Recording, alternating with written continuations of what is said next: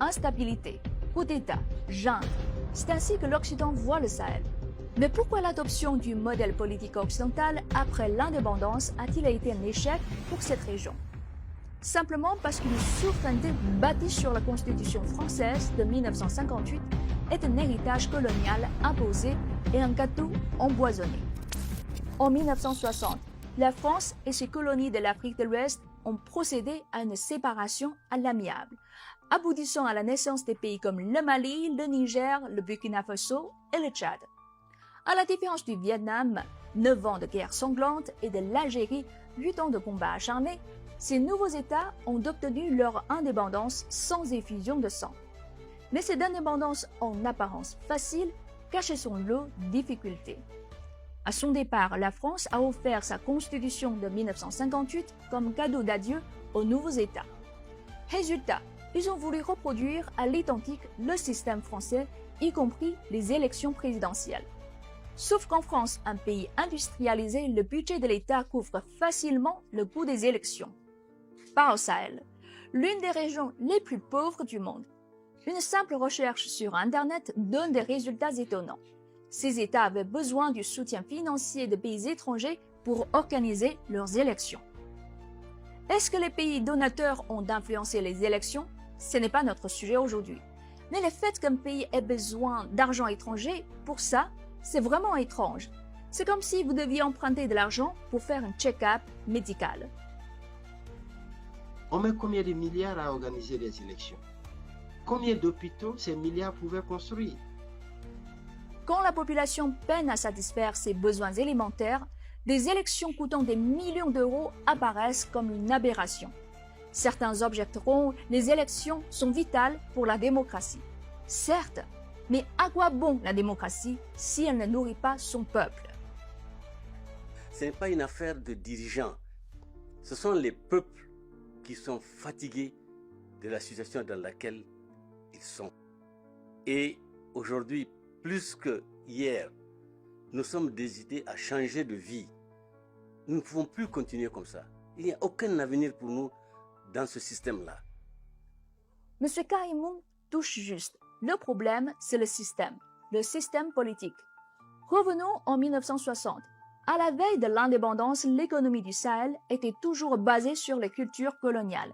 Café, cacao, arachide, coton, etc. Et quasiment aucune industrie. Et au lendemain, rien n'avait changé. Or, selon Karl Marx, les institutions politiques, c'est-à-dire la superstructure, dépendent des réalités économiques. Si l'économie reste coloniale, comment la politique pourrait-elle se moderniser du jour au lendemain? On a prospecté à la veille des indépendances en 1960 ce système pluraliste qui malheureusement a conduit à un premier coup d'État civil, l'imposition d'un parti unique, puis l'intrusion des militaires à plusieurs reprises. Mais même les militaires n'ont pas eu le temps de s'affirmer parce que chaque fois qu'ils arrivent, on fait tout pour les contraindre à quitter le pouvoir pour céder la place aux civils. Alors que quand on regarde la réalité telle qu'elle est, on comprend aisément que nos États, notamment le Niger, n'est pas dans cette logique pluraliste. Depuis une soixantaine d'années, ces pays tentent de faire fonctionner le modèle français.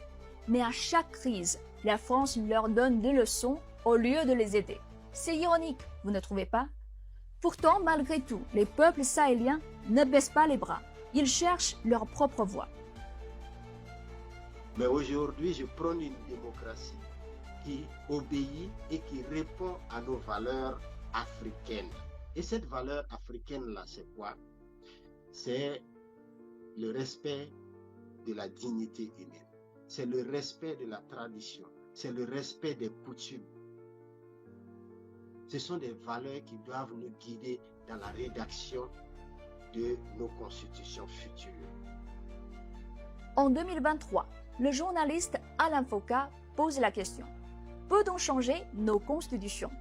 Début 2024, le Burkina Faso fait un pas historique en amendant la Constitution. Le français n'est plus la seule langue officielle, mais une langue de travail. Les médias occidentaux voient un signe de déclin de l'influence française, mais en réalité, c'est un choix logique. Seulement 24% des Burkinabés parlent français, loin derrière des langues locales comme le moré et le diola. C'est pareil dans d'autres pays sahéliens.